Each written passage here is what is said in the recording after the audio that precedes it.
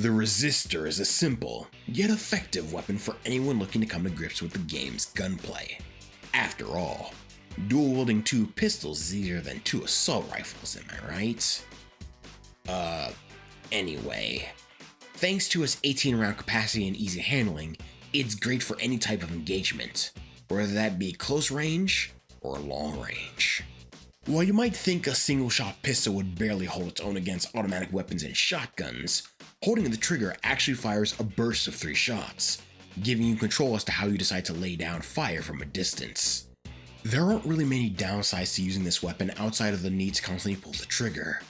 Otherwise, it's a great beginner weapon for anyone still learning the ropes to effective kimbo gunfighting. Sure, it may not be the flashiest weapon of the selection, but its reliability definitely makes it the piece de resistance to any player's arsenal.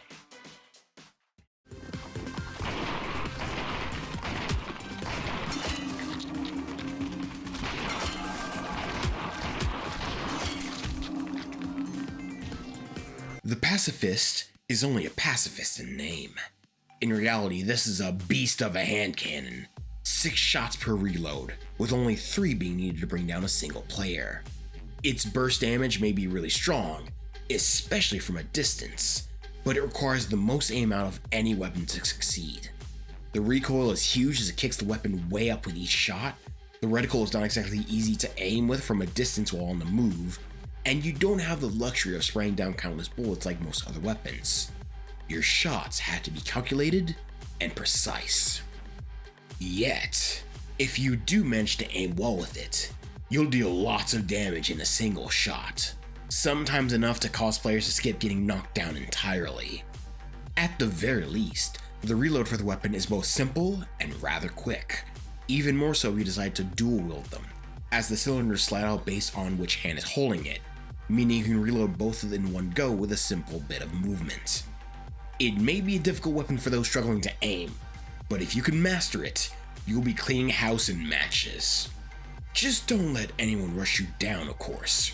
Remember, there's no room for kindness when the chaos hits. Hey, listen, buddy. Hey, buddy. Are you really gonna kill me on sight? You're really gonna do that to me, buddy? The Piranhas are the physical representation of size doesn't matter. These bad boys have an insane fire rate that will shred anyone unfortunate enough to get close, making it a very strong option for close range engagements, and especially for rushing down foes. However, their accuracy and recoil make it difficult to use in long range engagements, not unless you feather the trigger, which doesn't exactly help against someone with more range than you. Furthermore, its 28 round capacity means you'll be reloading this weapon quite frequently, so you'll want to make your shots count. It's best used in rounds where the map and objectives naturally push players toward each other, since by the time the enemy realizes you're there, they're likely already dead. It may be a spray and pray weapon, but in the right hands, the one who'll be praying is your enemies.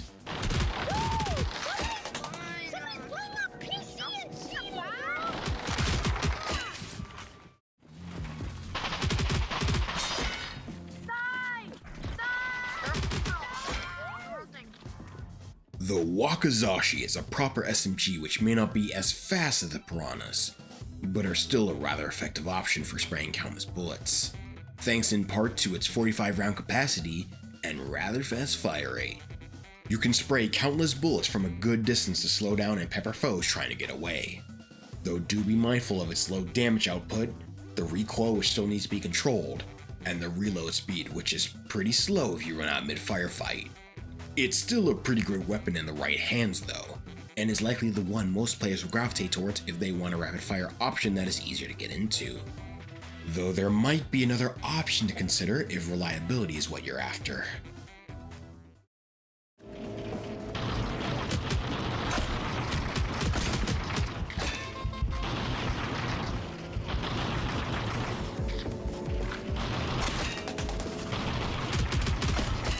The Venator Pro is yet another automatic weapon to choose from, having an even slower fire rate than the previous 2 options, alongside a 32 round capacity.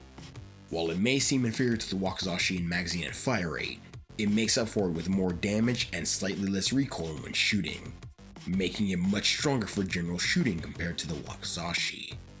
These aspects, alongside its longer effective range, makes it easier to pair alongside other weapons, which can be useful for covering specific needs or weaknesses.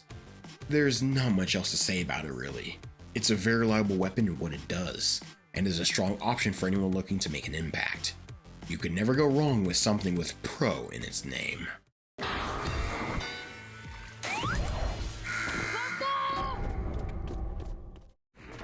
I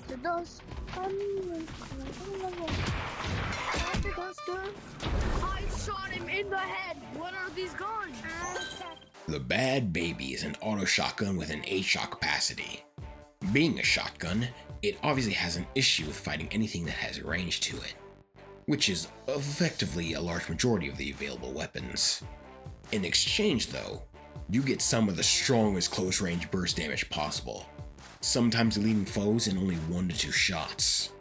This is a weapon that is much better geared towards maps and game modes where engagement will naturally be close quarters, as well as playstyles that encourage fighting unaware or lower health targets. While there's nothing stopping you from dual wielding 2 of these, it's definitely a good idea to consider a ranged option in the back pocket. You aren't relegated to having to get behind enemies as much and can merely let them come to you. Just remember that you should still try and aim with this thing whenever you can. You deal way more damage if you can land your shots at their head, and there's always a pellet to aim for where the reticle is at. Remember this, and you'll be taking kills like candy from a baby. Split your focus between 2 guns. Oh shit. Oh damn. Ah, where are they? Where did you come from? The last weapon to cover is the Loudmouth, a sawn-off shotgun that packs a wallop to any poor soul caught in the blast, but is limited to 2 shots per reload. Now, I know what you're thinking with this thing. Why would I choose this over the Bad Baby, and vice versa? I was in a similar boat with that question too. While they are pretty identical in function, get up close to someone and fire in the general direction, the difference lies in how each of them deal their damage. With the Loudmouth dealing way more damage per pull, and with way more pellets to work with, but it has to reload much more frequently and has a much larger recoil to it. This makes it a higher risk weapon to use in close quarters, as the need to reload frequently could put you in danger against more rapid fire options. Yet the fact that you can delete foes much faster if you can blend your shots makes it much stronger overall. Plus, its faster reload compared to the Bad Baby means you can at least save yourself if you're fast enough. It's definitely the sort of weapon to make an impression on anyone if you're skilled enough with it. Just remember what you sign up for if you decide to dual wield it. That's all 7 weapons currently in Frenzies. So, which one's your favorite? Do you dual wield a pair or mix it up? You can tell me all about it in the comments down below. Maybe share this around with your buddies if you want to help them too with deciding between a weapon. Remember that Frenzies Early Access is available for free on the Meta Quest store. So if you want to join in, now's your chance. But for now, I got an arena to dominate. I'll see you there.